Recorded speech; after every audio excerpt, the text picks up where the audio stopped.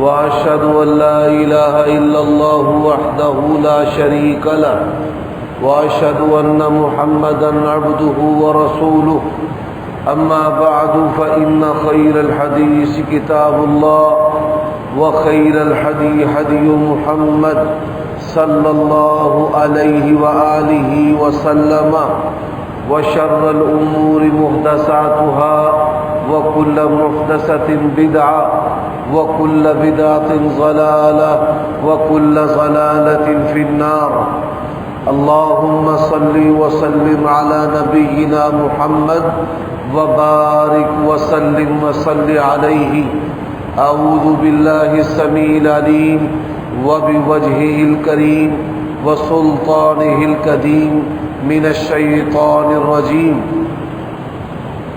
إن الذين آمنوا وعملوا الصالحات كانت لهم جنات الفردوس نزلا خالدين فيها لا يبغون عنها حولا۔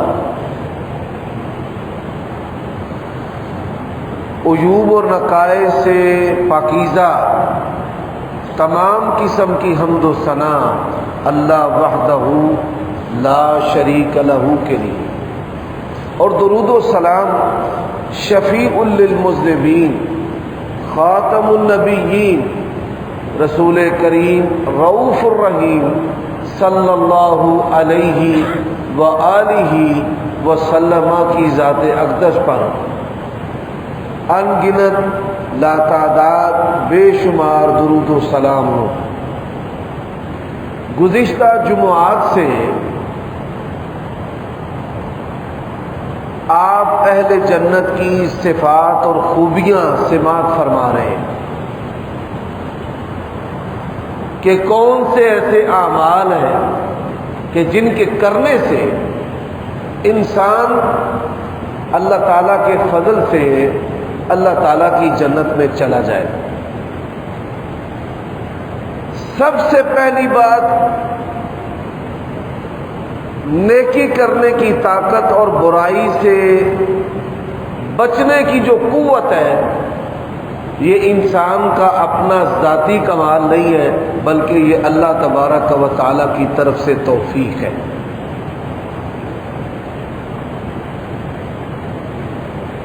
نبی علیہ الصلوۃ والسلام کا فرمان ہے، الا اخبرکم بکنز من کنوز الجنہ، جنت کے قیمتی خزانوں میں سے ایک انمول اور قیمتی خزانے کے بارے میں آپ کو نہ بتاؤں؟ صحابہ کرام نے کہا جی ہاں یا رسول اللہ، ضرور بتائیں۔ آپ صلی اللہ علیہ وآلہ وسلم نے فرمایا لا حول ولا قوت الا باللہ۔ یہ ایسا وظیفہ ہے کہ اس کے پڑھنے پر اللہ تبارک و تعالیٰ کی طرف سے انسان کو نیکیوں کی توفیق ملنا شروع ہو جاتی ہے، اور پروردگار اس کے ارد گرد ایسا ماحول پیدا کر دیتا ہے کہ جس سے وہ گناہوں سے بچنا اور دور رہنا شروع ہو جاتا ہے۔ یومیہ جو وظائف ہیں ان کے اندر اس کو شامل کریں۔ جو بندہ ہر روز لا حول ولا قوت الا باللہ نہیں پڑھتا، وہ کہیں نہ کہیں شیطان کی پکڑ اور چوب کا جو ہے وہ شکار ہو جاتا ہے۔ آپ صلی اللہ علیہ وآلہ وسلم اور صحابہ کرام کے یومیہ جو اوراد، وظائف، ذکر ہیں، ان کے اندر یہ چیز بھی شامل ہے۔ اللہ تعالیٰ نے آپ کو جو نعمتیں دی ہیں اپنے فضل سے نوازا ہے، اور جو آپ نیکیاں کرتے ہیں اور جو برائیوں سے بچتے ہیں، تو اس کے لیے کیا پڑھنا ہے؟ لا حول ولا قوت الا باللہ۔ آج کے خطبہ جمعہ میں نے اللہ تعالیٰ کی توفیق سے آپ کو 2 حدیثیں سنانی ہیں۔ ان دونوں حدیثوں کو ایک ہی صحابی روایت کرتے ہیں، حضرت ابو امامہ الباہلی رضی اللہ تعالی عنہ تین باتوں کا ضامن جو ہے وہ اللہ تعالیٰ کی ذات ہے، اور تین باتوں کے ضامن جناب محمد الرسول اللہ صلی اللہ علیہ وآلہ وسلم۔ ضامن جو ہے وہ کسے کہتے ہیں؟ گارنٹر کو، بھائی میں ضمانت دیتا ہوں، اگر یہ ادائیگی نہ کر سکا تو میں دوں گا، یہ جو آپ سے بات کر رہا ہے اگر یہ پوری نہ کر سکا تو میں کروں گا۔ اس سے بڑھ کر سعادت کیا ہو سکتی ہے کہ انسان کے لیے ضامن اور گارنٹر جو ہے وہ اللہ تعالیٰ اور اس کے رسول بن جائیں۔ اور ہمارا یہ عقیدہ اور ایمان ہے کہ جس بات کی ضمانت نبی علیہ الصلوۃ والسلام کی زبان اقدس سے نکل جائے، اللہ کی قسم یہ ہو ہی نہیں سکتا کہ اللہ تبارک و تعالیٰ کی ذات جو ہے وہ اپنے نبی کی گارنٹی اور ضمانت کو پورا نہ کرے، ایسا ہو ہی نہیں سکتا، کیونکہ اس کی بنیاد وحی الہی پر ہے، اللہ تبارک و تعالیٰ کے آسمانی حکموں پر ہے۔ اب جن تین چیزوں کی گارنٹی اور ضمانت رسول اللہ صلی اللہ علیہ وآلہ وسلم نے دی ہے، آئیے ان میں سے پہلی چیز فرمایا انا زعیم ببیت فی ربض الجنہ لمن ترک المراء وان کان محقا۔ میں محمد الرسول اللہ صلی اللہ علیہ وآلہ وسلم اللہ تبارک و تعالیٰ کی جنت میں محل کا ضامن ہوں، ببیت۔ آپ یہ بات جانتے ہیں کہ جنت کے 100 درجات ہیں، اب ان 100 درجات کو ایک حدیث میں 3 درجات میں تقسیم کیا گیا ہے۔ پہلا درجہ، پھر درمیانی درجہ، اور پھر سب سے اعلیٰ درجہ جو جنت الفردوس کا ہے۔ اب رسول اللہ صلی اللہ علیہ وآلہ وسلم نے جنت میں محل کی گارنٹی اور ضمانت دی ہے، کس کے لیے؟ فرمایا حق والا ہونے کے باوجود جھگڑا چھوڑ دے، حق والا ہونے کے باوجود جھگڑا چھوڑ دے، یہ بہت بڑی خوبی ہے۔ لوگ معمولی چیزوں پر، استعمال کی چیزوں پر، برتنوں اور کپڑوں پر، جائیداد کی وراثت پر، دنیا کے بے حیثیت مال و متاع پر اپنے ماں جائے سگے بہن بھائیوں سے سال ہا سال ناراض رہتے ہیں، اور آپ اس بات کو بخوبی جانتے ہیں کہ یہ ناراض رہنا کتنا بڑا عمل ہے، گناہ والا۔ اللہ تبارک و تعالیٰ ان کے اعمال ہی قبول نہیں کرتا جب تک وہ راضی نہ ہو جائے۔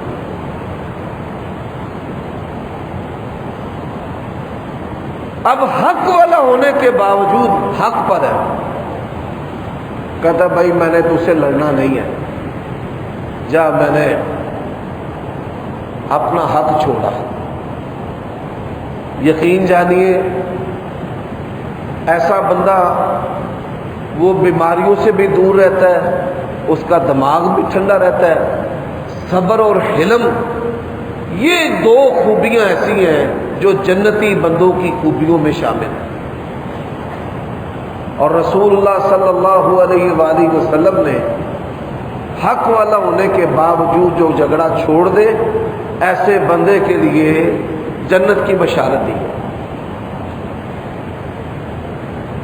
حضرات دوسری خوبی حدیث کے اندر فرمایا نا زعیم ببیت فی وسط الجنہ لمن ترک الکذب وان کان ماضحا، میں جنت کے بہترین، جنت کے درمیان میں بہترین جگہ پر، پرائم لوکیشن پر محل کا ضامن ہوں۔ کس کے لیے؟ فرمایا جھوٹ کو چھوڑ دیں۔ مذاق کے لیے بولتا ہے نا، مذاق کے لیے، مذاق کے لیے بھی اگر بولتا ہے تو جھوٹ کو چھوڑ دیں۔ چند دن ہوئے ہمارے شہر کے کئی اداکار اور فنکار ہیں جو اسٹیج ڈرامے کرتے ہیں، ان میں سے ایک آدمی ہے جو باریش بھی ہے، نمازی بھی ہے۔ تو لوگوں کو ہنسانے کے لیے مصنوعی طور پر ایک تقریب نکاح رکھی گئی کہ جس میں کسی آدمی کا دوسرا نکاح ہو رہا ہے، اور پہلی جو بیوی ہے وہاں پہنچ جاتی ہے اور وہ موقع پر جوتے برسانا شروع کر دیتی ہے۔ لوگ جو ہے وہ ہنس رہے ہیں اور پھر یہ ویڈیو وائرل ہوتی ہے۔ آپ دیکھیے جو نکاح ہے یہ اسلام کی شعائر میں سے ہے، لوگوں نے اب ہنسانے کے لیے اسلامی تعلیمات، نبی علیہ الصلوۃ والسلام کی سنت اور اس جیسی جو عظیم چیزیں ہیں، اعمال ہیں، ان پر لوگوں کو ہنسانا شروع کر دیا ہے۔ یہ ہنسانا جو ہے یہ انسان کو کہیں کافر نہ بنا دے، دار اسلام سے خارج نہ کر دے۔ کہ نکاح کرنے کا عمل جو ہے وہ انتہائی مشکل ہے۔ نبی علیہ الصلوۃ والسلام نے متعدد نکاح کیے ہیں، اسلام نے بیک کے 4 نکاحوں کی اجازت دی ہے۔ اب کافر کیا چاہتے ہیں؟ اسلامی معاشرے کے اندر دوسرا نکاح جو ہے مشکل ہی نہیں بلکہ ناممکن ہو جائے، اور زنا جو ہے وہ جنسی بے روی جو ہے وہ عام ہو جائے۔ گزشتہ دور حکومت کے اندر 2 قانون پاس کیے گئے۔ ایک قانون کہ بیوی کی اجازت کے بغیر جو نکاح کرے گا وہ جیل میں جائے گا، سزا ہوگی، اور دوسرا قانون جو ہے کہ نوجوان لڑکی جو ہے وہ گھر سے چلی جائے، جہاں مرضی گزر بسر کر کے آئے، اس کا باپ قانونی طور پر اس کو پوچھ نہیں سکتا کہ تو کدھر گئی تھی اور کہاں سے آئی۔ ان چیزوں کی نحوستیں بھی ہوتی ہیں حاکم وقت پر۔ اللہ تبارک و تعالی حکمرانوں کے ان اعمال سے بھی ناراض ہو جاتے ہیں۔ میرے بھائیوں دوستو، مزہ جو ہے وہ اسلام کے اندر جائز ہے۔ یہ نہ سمجھنا کہ اسلام نے مسکرانے اور ہنسنے پر پابندی لگائی ہے، ایسا نہیں ہے، لیکن اس کی بنیاد حقیقت پر ہے، حقائق پر ہے، فحش گوئی پر نہیں، جھوٹ پر نہیں کہ لچر بولنا لوگ ہنسے، زمانہ بولنا لوگ ہنسے، اور پھر اسلامی تعلیمات کا مذاق اڑانا کہ لوگ ہنسے، جنت اور جہنم کا مذاق اڑانا، حتیٰ کہ لوگ ہنسانے کے لیے حضرت آدم علیہ السلام کا مذاق اڑانے سے بھی نہیں باز آتے، اور ایسی ایسی بڑی باتیں منہ سے کہہ دیتے ہیں، نہ بابا دانا کھاندا، نہ اسی جنت دے وچوں نکل دے تے نہ کھلارے کھلر دے۔ اس طرح کی مثالیں جو ہیں وہ لوگ دیتے ہیں۔ میاں بیوی کے تعلقات پر لوگ بری مثالیں دیتے ہیں انبیاء علیہ السلام کے بارے میں۔ تو میرے بھائیوں، مومن آدمی جو ہے وہ جھوٹ سے کوسوں دور ہے۔ مومن بزدل ہو سکتا ہے، بخیل ہو سکتا ہے، عقل پر پردہ پڑ جائے، شہوت کے غلبے سے اس سے گناہ ہو سکتا ہے، لیکن کیا مومن جھوٹا ہو سکتا ہے؟ نبی علیہ السلام نے فرمایا کہ مومن جھوٹا نہیں ہو سکتا۔ فطرتی دلیری ہمارے اندر، ہماری زندگی موت کا مالک اللہ ہے، رزق کا مالک اللہ ہے، خوشی اور غمی کا مالک اللہ ہے۔ جب یہ ساری چیزیں اللہ کے اختیار میں ہیں تو کس چیز نے آپ کو مجبور کیا کہ آپ بلا وجہ جھوٹ بولتے رہیں؟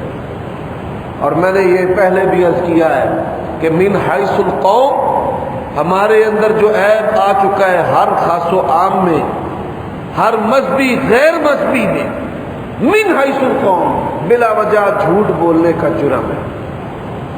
مسجد میں بیٹھ کر جھوٹ بول رہے ہیں، اولاد میں بیٹھ کر جھوٹ بول رہے ہیں، اور بچے کو کہتے ہیں کہ جا کر باہر کہہ دو کہ میرا بابا گھر میں نہیں ہے۔ وہ بھی دروازے پر آنے والا کہتا ہے میرے ابو کہہ رہے کہ میں گھر میں نہیں ہوں۔ تو نبی علیہ الصلوۃ والسلام نے ایسے بندے کے لیے جنت میں پرائم لوکیشن پر، بہترین جگہ پر محل کی ضمانت دی ہے کہ جو آدمی مزاح کے اندر بھی جھوٹ نہیں بولتا۔ اب یہاں پر میں ایک بات حدیث سنانا چاہتا ہوں۔ نبی صلی اللہ علیہ وآلہ وسلم کے پاس ایک بوڑھی آئی، جیسے ہم کہتے ہیں نا بڑے ہمامان، اس کو بڑا مان تھا، تو نبی علیہ الصلوۃ والسلام سے کہنے لگی یا رسول اللہ میں بھی جنت میں جاؤں گی نا؟ تو نبی علیہ الصلوۃ والسلام نے کہا کہ کوئی جو بوڑھا اور بوڑھی ہے وہ جنت میں نہیں جائے گا۔ اچھا، وہ پریشان ہو گئی۔ آپ یہ بات جانتے ہیں کہ اہل جنت جب جنت میں جائیں گے سب جوان ہوں گے، جنت کے اندر کوئی جنتی بوڑھا نہیں ہوگا۔ اب وہ پریشان ہوئی، نبی علیہ الصلوۃ والسلام مسکرائے، اور جب اس کی پریشانی آپ نے زیادہ دیکھی تو نبی علیہ الصلوۃ والسلام نے پھر اس کو بشارت دی کہ اماں تو خوش ہو جا، تو جب اللہ کی جنت میں جائے گی تیرا بدن جوان، تیری عمر بھی جوان، جوانی کی حالت میں انسان جنت کے اندر جائے گا۔ اب یہ مزاح ہے، درست ہے، حقیقت پر مبنی ہے۔ میرے بھائیوں دوستوں، تیسری بات، رسول اللہ صلی اللہ علیہ وآلہ وسلم نے فرمایا انا زعیم ببیت فی اعلی الجنہ لمن حسن خلقہ، میں محمد رسول اللہ صلی اللہ علیہ وسلم سب سے اعلیٰ جنت میں، جنت الفردوس میں محل کا ضامن ہوں۔ کس بندے کے لیے؟ فرمایا جس کا اخلاق اچھا ہے، جو اپنے اخلاق کو اچھا کرتا ہے، بولنے کا طریقہ، چلنے پھرنے کا طریقہ، ادب آداب کا طریقہ، والدین کے ساتھ حسن سلوک سے پیش آنا، بڑوں کی عزت کرنا، چھوٹوں پر شفقت کرنا، یہ آداب ہے اور یہ اخلاق حسنہ ہے۔ قیامت والے دن انسان کے آداب اور اخلاق حسنہ کا میزان میں بڑا وزن ہو۔ اب یہ تین باتیں ہیں کہ نبی علیہ الصلوۃ والسلام نے ان تین باتوں کو اختیار کرنے والا جو بندہ ہے اس کو جنت میں محلات کی ضمانت دی گئی۔ اب آئیے، تین باتیں اللہ تبارک و تعالی نے جن تین باتوں پر عمل کرنے والے کو جنت کی ضمانت اور گارنٹی دی ہے۔ سب سے پہلا بندہ فرمایا جو بندہ مسجد کی طرف جاتا ہے نماز پڑھنے کے لیے، اس دوران اس کی موت ہو جائے، فرمایا اللہ تبارک و تعالی اس کا زعیم ہے، اگر زندہ رہے فرمایا پروردگار غیبی خزانوں سے اس کی ضروریات کو پورا کرے گا۔ جو بندہ رضا و رغبت کے ساتھ مسجد کی طرف آتا ہے۔ یہ حدیث امام بخاری رحمہ اللہ الادب المفرد کے اندر اپنی کتاب کے اندر لے کر آئے۔ آپ میں سے بڑے سارے لوگ ہیں جو شاید پہلی مرتبہ اس حدیث کو سنیں۔ اب اس حدیث پر دو باتوں کی گارنٹی ہے۔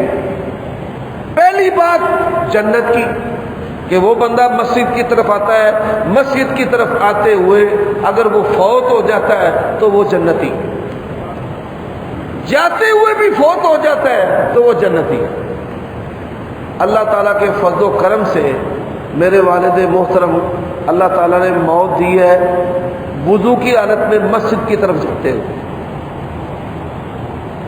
تو مسجد کی طرف جائے یا مسجد سے واپس آئے، اگر اس کو موت آ جائے تو وہ بندہ پکا جنتی، لیکن اگر وہ زندہ رہے، فرمایا اگر زندہ رہے، مسجد گیا ہے، نماز پڑھ کے واپس آئے، فرمایا اس کی رزق کی ذمہ داری اللہ پر ہے۔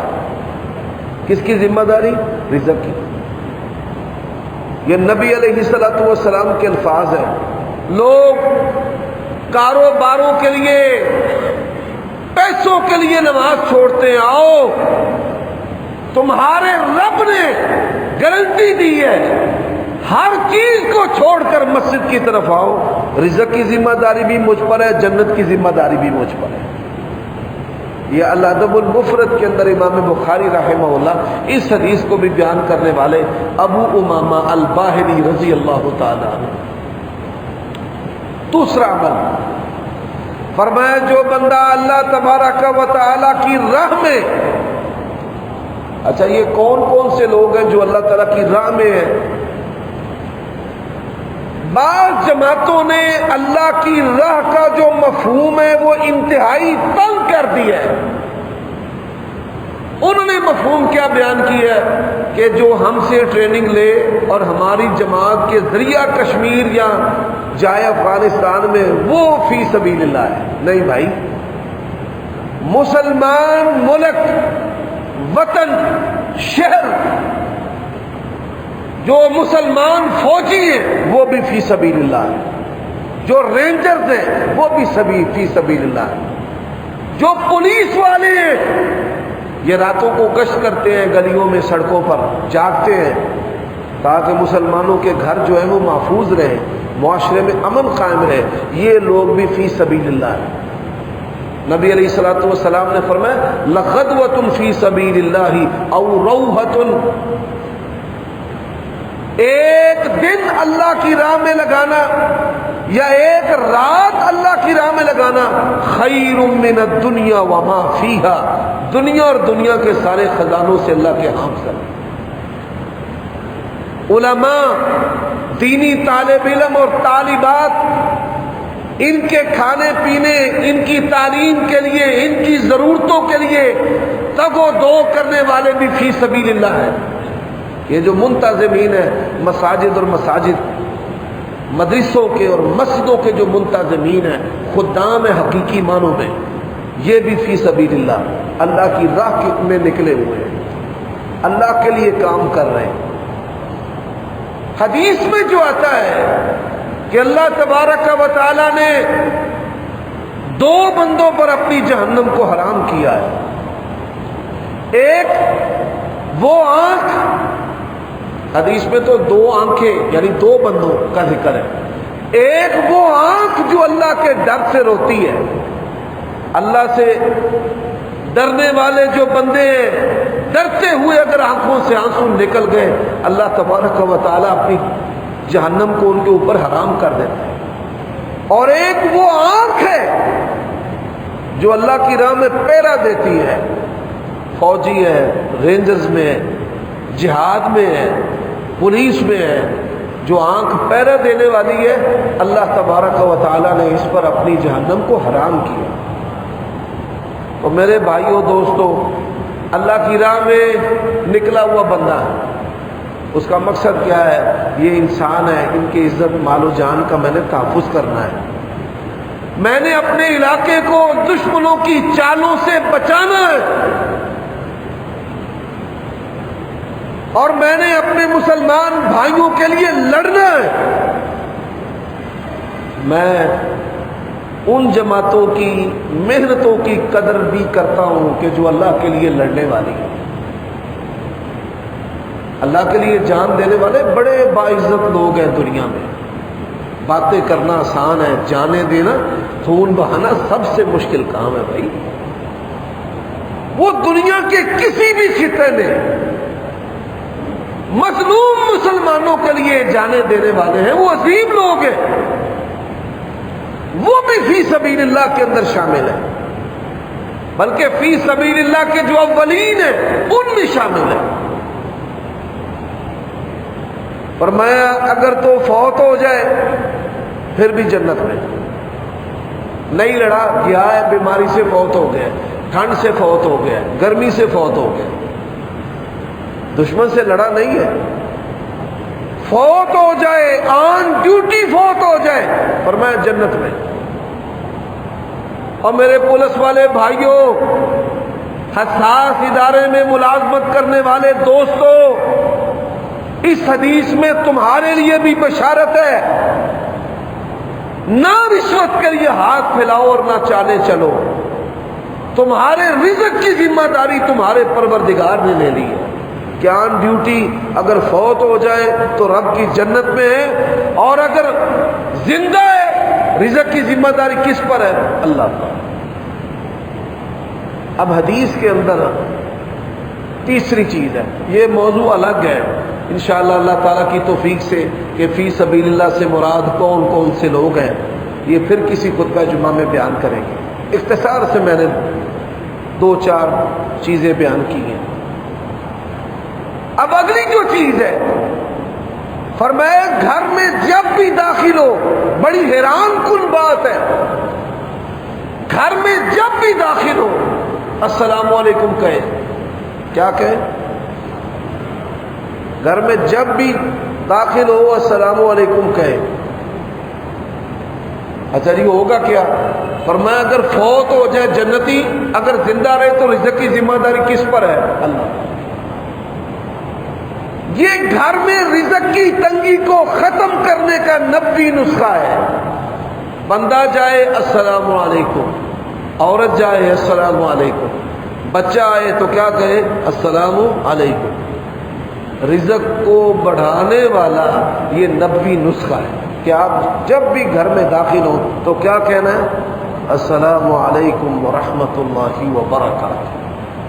اللہ کے فرشتے ہوتے ہیں، نیک جنات گھروں میں ہوتے ہیں، خبیث جنات بھی ہوتے ہیں، جس کی پناہ نبی علیہ الصلوۃ والسلام نے ہمیں سکھائی ہے۔ اللہم انی اعوذ بک من الخبث والخبائث، یا اللہ جو خبیث، پلید،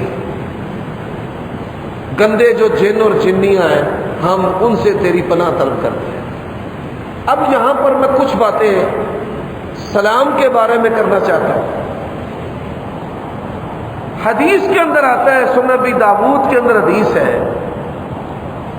کہ ایک بندہ نبی علیہ الصلوۃ والسلام کے دروازے پر آیا،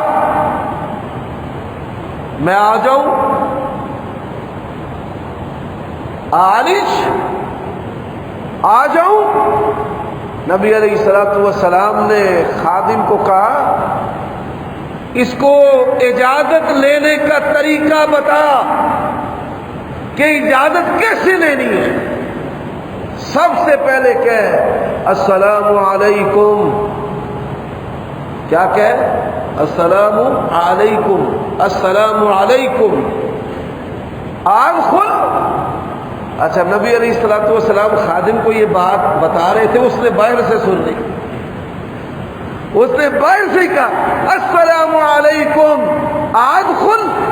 یا رسول اللہ آپ پر اللہ کی سلامتی ہو، میں داخل ہو جاؤں؟ فرمایا وعلیکم السلام ورحمۃ اللہ، داخل ہو جاؤ۔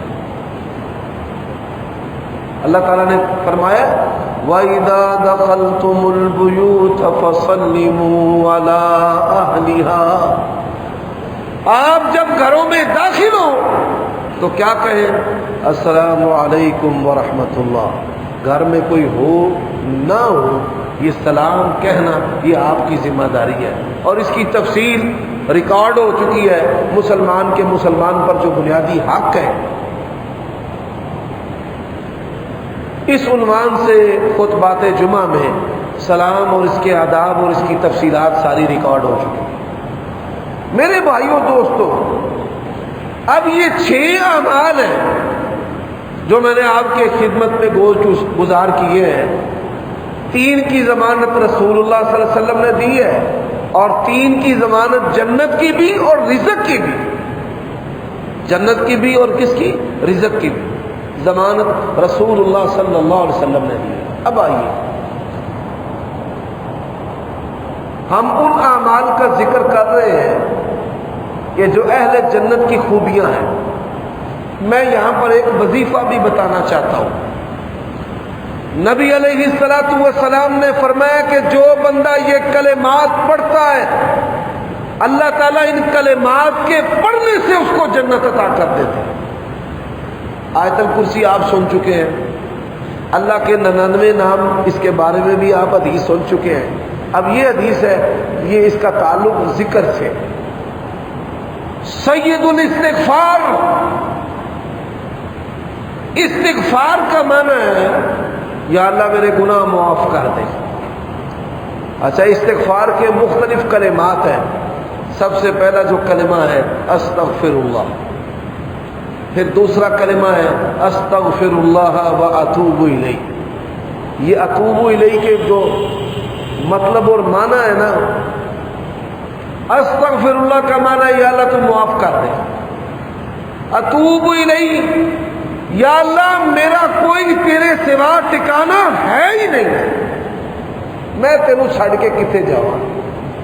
استغفر اللہ و اتوب، استغفر اللہ ربی من کل ذنب و اتوب الیہ، استغفر اللہ الذی لا الہ الا هو الحی القیوم و اتوب الیہ۔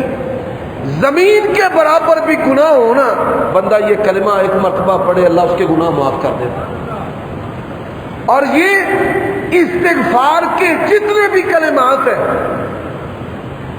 دوست بڑی بڑی پڑھائیاں کرتے ہیں، جو ذاکر ہے نا، ذاکر ذکر کرنے والے بڑے بڑے کلمات پڑھتے ہیں، اور علماء بڑے بڑے کلمات ان کو بتاتے ہیں، پر ایک نصیحت میری یاد رکھنا، اگر کپڑا میلا ہو، کپڑا میلا ہے تو میلے کپڑے کو صابن لگانا چاہیے یا خوشبو لگانی چاہیے؟ کیوں بھائی؟ کپڑا میلا ہو خوشبو لگانی چاہیے کہ صابن؟ صابن۔ استغفار جو ہے یہ ہمارے لیے صابن کی حیثیت رکھتا ہے کہ آپ وظائف وظیفے پڑھنے سے پہلے، اللہ کی تعریفیں کرنے سے پہلے، نبی علیہ السلام پر درود پڑھنے سے پہلے، تو ہماری زبان بھی ایسی ہے، ہم ایسے ہیں، ایسے بنے پہلے کہ ہم اللہ کی تعریف کریں، نبی پاک صلی اللہ علیہ وسلم پر درود و سلام پڑھیں۔ تو ویسے بننے کے لیے استغفار کرنا ہے۔ اب سب سے بہتر استغفار کے کلمات، سید الاستغفار، اللہم انت ربی لا الہ الا انت خلقتنی وانا عبدک وانا علی عہدک ووعدک ما استطعت ابو لک بنعمتک علی ابو بذنبی فاغفر لی انہ لا یغفر الذنوب الا انت۔ اللہم انت ربی لا الہ الا انت خلقتنی، یا اللہ تو ہی میری ساری ضرورتوں کو پورا کرنے والا ہے، تو نے تو مجھے پیدا کیا۔ انا عبدک، میں تیرا بندہ ہوں، بے بس ہوں، وانا علی عہدک، اللہ میرا تیرے ساتھ عہد ہے لا الہ الا اللہ کا، تجھ سے مانگنے کا، تجھ سے استغفار کرنے کا، تیری طرف رجوع کرنے کا۔ ابو لک بنعمتک علی، یا اللہ جتنی بھی تیری نعمتیں مجھ پر ہیں میں ان ساری نعمتوں کا اعتراف کرتا ہوں۔ خلیفہ ہارون رشید تھا، کسی عالم نے اس سے پوچھا کہ اگر تجھے پانی نہ ملے، تو پیاسا ہو، جان تیری ہونٹ پر آ جائے، جان بر لب ہو، کیا کرے گا؟ اس نے کہا جو پانی کا پیالہ لا کر دے گا نا، میں آدھی ریاست اس کو دے دوں گا۔ اچھا، اس نے کہا اچھا تو نے پی لیا پانی، اب پانی اندر سے باہر نہیں نکل رہا، مسانے میں رک گیا ہے۔ کہنے لگا کہ جو میرے پیشاب کو جاری کر دے میں آدھی ریاست اس کو دے دوں گا۔ اس نے کہا تیری ساری شاہی پانی کے ایک پیالے میں چلی گئی۔ کتنی مرتبہ ہم اپنی آنکھیں جھپکتے ہیں، ہم گن نہیں سکتے۔ یہ اللہ تبارک و تعالیٰ کی ایسی نعمت ہے، یقین جانیے ہم اس نعمت کا دین نہیں دے سکتے۔ ابو لک بنعمتک علی، یا اللہ میں تیری نعمتوں کا اعتراف کرتا ہوں۔ اللہ کے بندوں کہا کرو میرے رب کی ہیں اور خامیاں کس کی ہیں؟ میری ہیں. ساری خوبیاں کس کی ہیں؟ اللہ کی. ساری خوبیاں. ہمیشہ خوبیوں کی نسبت کس کی طرف کیا کرو؟ اللہ کی طرف کیا. یا اللہ ساری خامیاں میری، ساری خوب. ابو لک بنعمتک علی ابو بذنبی. ذرا غور کیجئے. یا اللہ میں تیری ساری نعمتوں کا اعتراف کرتا ہوں اور آج کھلے لفظوں اور کھلے دل کے ساتھ اللہ اپنے گناہوں کا بھی اعتراف کرتا ہوں. ابو لک بنعمتک علی ابو بذنبی. یا اللہ میں سارے اپنے جرم مانتا ہوں، اعتراف کرتا ہوں. فاغفر لی، معاف کر دے. انہ لا یغفر الذنوب الا انت. اللہ تیرے سوا کوئی اور گناہوں کو معاف کرنے والا نہیں.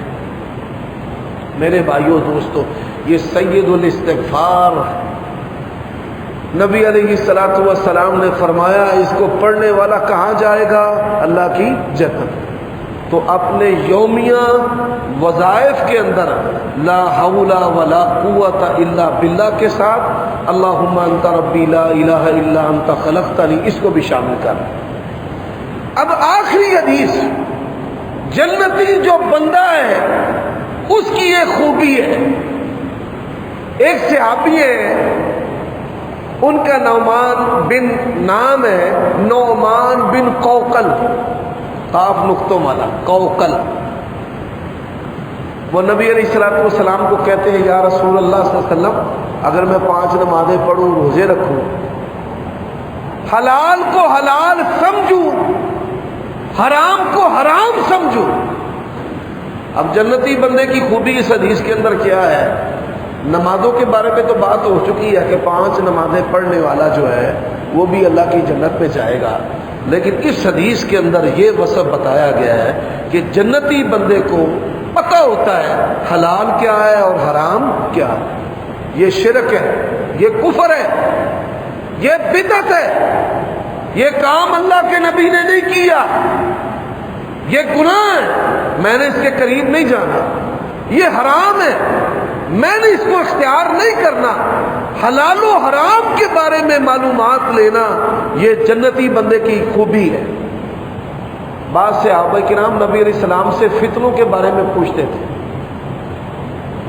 آپ کی یہ ذمہ داری ہونی چاہیے کہ قرآن مجید کے اندر اور نبی علیہ الصلوۃ والسلام کی سنت کے اندر جو جو چیزیں حرام بتائی گئی ہیں ان کے بارے میں آپ کو خبرداری ہو کہ بھائی کفر ہے، شرک ہے، بدعت ہے، زنا ہے، قتل ہے، غیبت ہے، جھوٹ ہے، نفاق ہے، یہ ساری چیزیں حرام ہیں، میں نے ان کے قریب نہیں جانا.